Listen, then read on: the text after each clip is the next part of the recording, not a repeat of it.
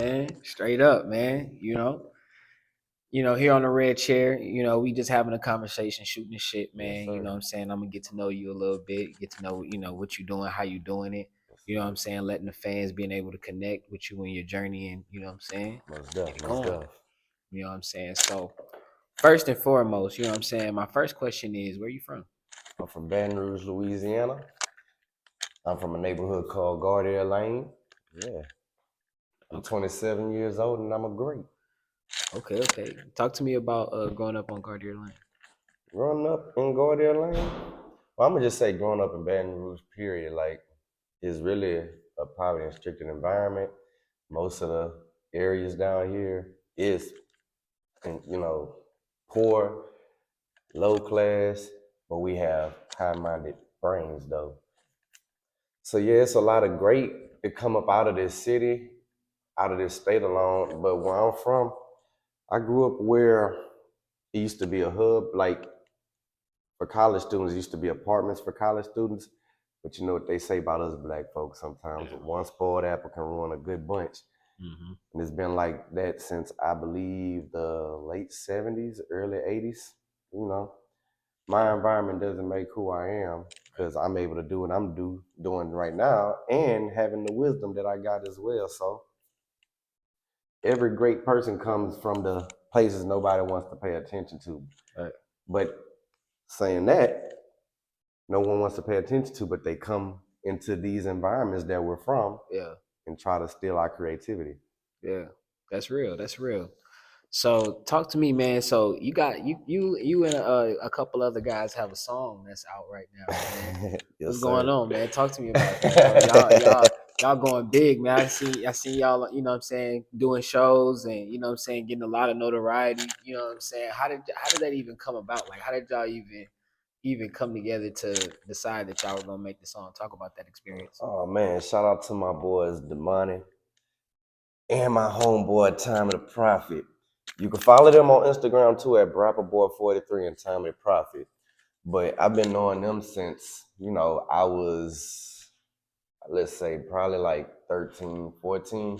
I grew up in Gardere, but in 2010, I moved to a neighborhood called Easy Town. It's over there in the mid-city area of Baton Rouge. Yeah. Over there by the Baton Rouge General Hospital on Acadian.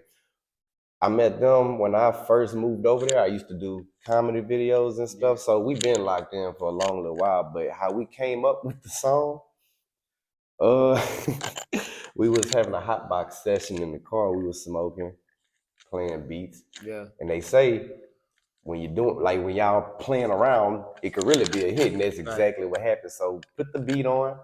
My homeboy Tommy the Prophet, he just started hitting that bit. Me so horny. Yeah. And I'm like, hold on. Do that throughout the whole beat, and I'm gonna just start putting some stuff together, and that's how we came up with the hook. And then after that, we wrote our own verses. Went to the studio like 2 days later, recorded it. We put it out a week later, and we didn't expect the next day after we posted it, we had like Baton Rouge hip hop legend Level. He's the club banger king down here. He was in our messages asking to hop on it, and I was like, man, that's how we know we got a hit right there. Yeah.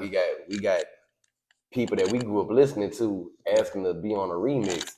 So right now we're just pushing that song, going to shows. What we're about to do this year, 2025, we finna hit different cities and states because we know that song got potential to grow throughout the whole nation. Because most people down here in Baton Rouge, we're so small-minded sometimes, but we have big hearts and big minds at the same time. But most people don't like to expand outside of Baton Rouge, let alone the southern region. Mm-hmm. For me, if I want to get to where I'm going, you have to branch out. You gotta make yourself uncomfortable. So that's what we doing.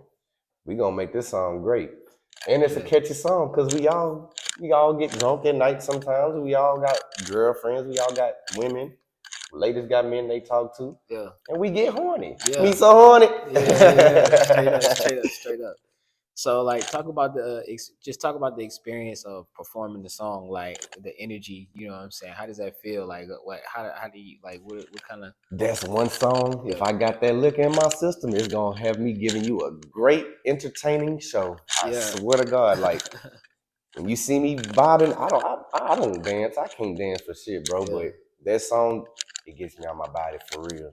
Real talk, real talk. But it feels good to perform it because we be going into, we go to events. Sometimes the events might not have a big crowd, but whether the crowd's big or not, we gonna rock out regardless. But that song really usually it catches people's attention quick because just the hook alone is catchy. Me so horny. Yeah. Straight up, straight up.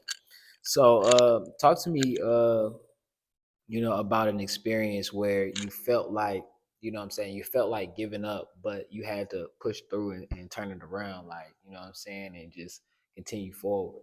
You know what I'm Mm, saying? Has there been a moment like that?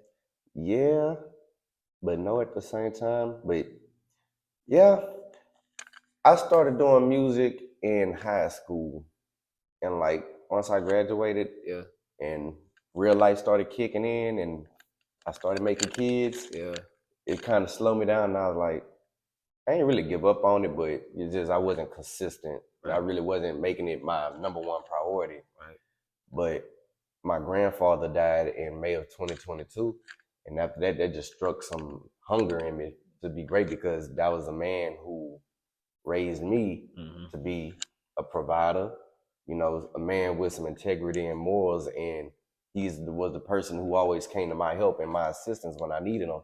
My wingman, my go-to person. That's my Right. person, my favorite person. And when he died, that just struck something in me to just keep being consistent. And now I'm here where I'm at now. I got labels calling me, you know.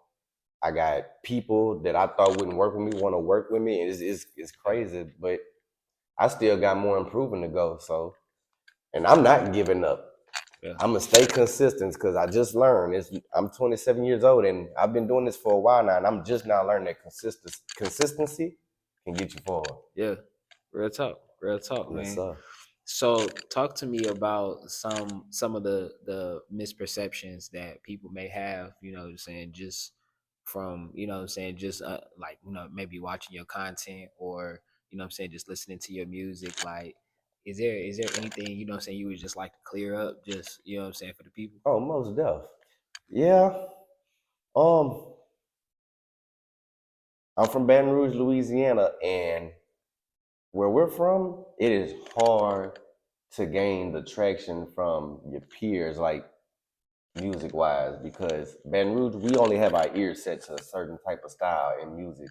Me personally, I can make the type of music that people want to hear down here, but I'm more on that conscious type of hip hop. Like I want Yeah, to speak from the heart and I want to touch people's heart because there's yeah, people that wants to be heard. Some people listen to music for therapy, and I'm one of right, those type of people. So when I'm going through things, there's certain songs that I play and it'll get me through what I'm going through. Not say it'll heal me all the way, but mhm, it'll motivate me like, damn, I'm not the only one going through things. Because some people really make music to express their inner feelings and their inner thoughts. And I'm one of those ones. And if you want to learn something from somebody and you want to listen to somebody who doesn't been through some of the toughest things in life, and you just simply want to go, and you're simply going through things, and you want to, you know, heal your mind for a second, you take a listen to me, because I get it about you. I just dropped the mic drop. It's called Out of Poverty. I ain't uploaded yet, but it's coming out soon. yeah, And it's talking about everyday things. Like right now, this generation is going insane. Like our youth is failing bad, and I feel like it's really our fault, the adults mm, who came up before them. We supposed to set the tone, the example for the ones coming up behind us. yeah, So the misperception is stop thinking people who wants to make great music are not good rappers. Some people just don't care to be party entertainers. I want to touch people's hearts because that's where people respect you at the most. yeah. That's real, man.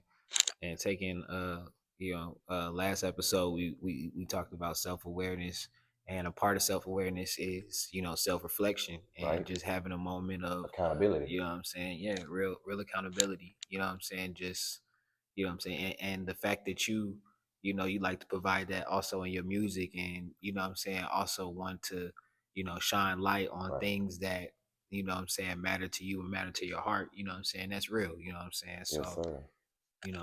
those who are out there, make sure y'all, stick to your heart, stick to, For stick to who real. you are, for real. We got to make hip hop great again.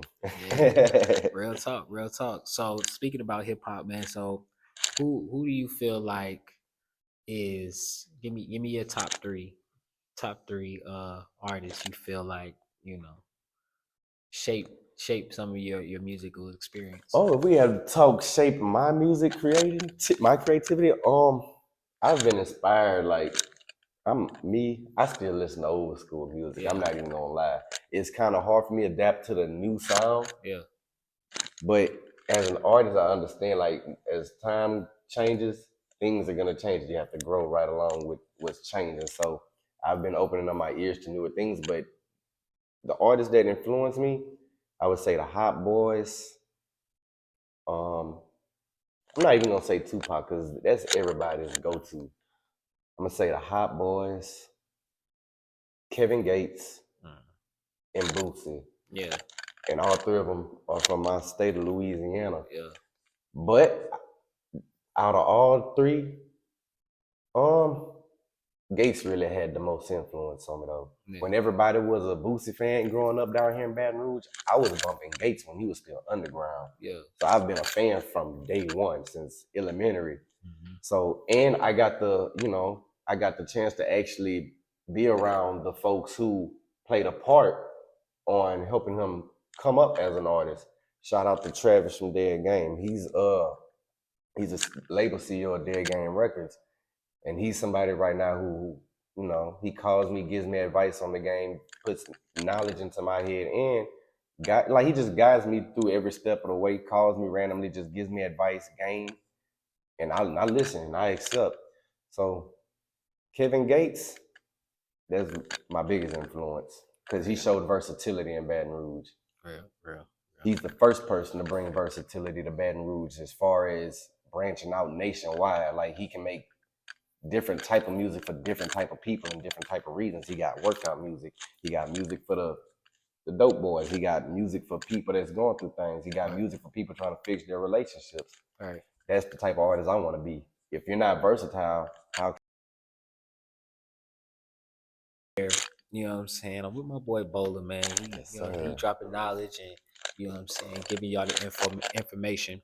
You know what I'm saying? So let's talk about let's go into a little bit more, what I'm saying, about you and give me your top struggle meal, man. The meal that you came up on, bro. You know what I'm saying?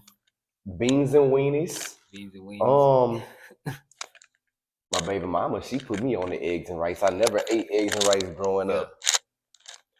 I ain't saying I was spoon fed, but I had a 2-parent household, so I ain't really struggle as much. But there was struggles, trust and believe, there were struggles. yeah. I lived in the hood with a white mama. You would think because I'm half white, I got a white mama, I'll be in the suburbs. But nah, nigga, I was in the hood. Right. Real talk. Beans and weenies. Like I said, my baby mama just put me on eggs and rice, add some sausage to it. Um, of course, ramen noodles, but Yeah, it ain't just ramen noodles. Man, you gotta add that butter, you gotta add that hot sauce. yeah, If you ain't got no hot sauce, you gotta go get that Tony Chachri seasoning. Put a lot up in there, yeah. not a little bit, a lot. Damn near half a can. Oh damn. Nah, but those are my top three. And peanut butter and jelly sandwiches. I can't leave that out. I Yeah, grew up off of those. Cut yeah. the crust off. Whoo. Straight PB and Yeah. J. Nothing wrong with PB and that. J.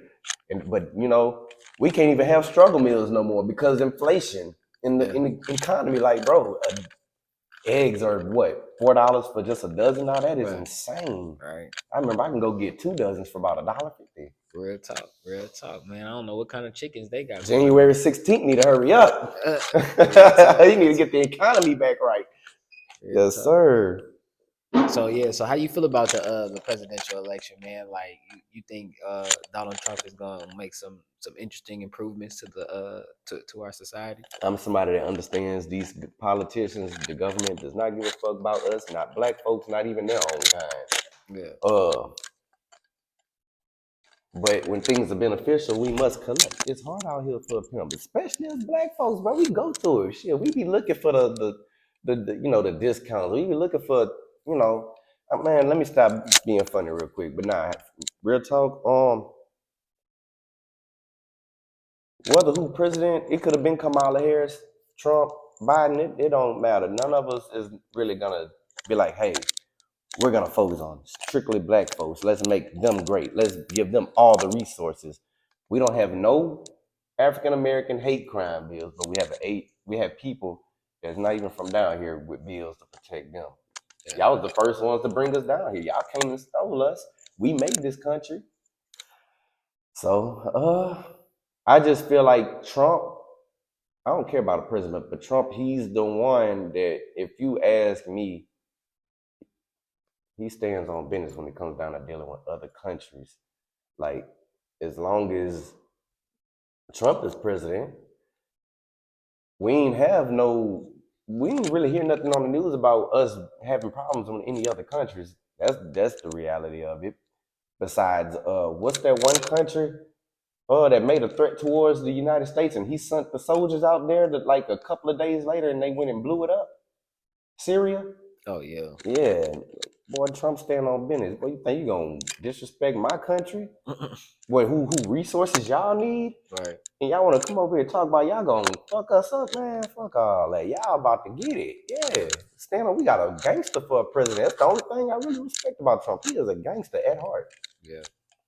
But we do need somebody, but I don't think it'll ever happen in life. But we do need somebody that come into presidency and want to just strictly make their whole campaign and their whole 4 years, maybe 8 if they get a second term, to just base upon making Black America great again.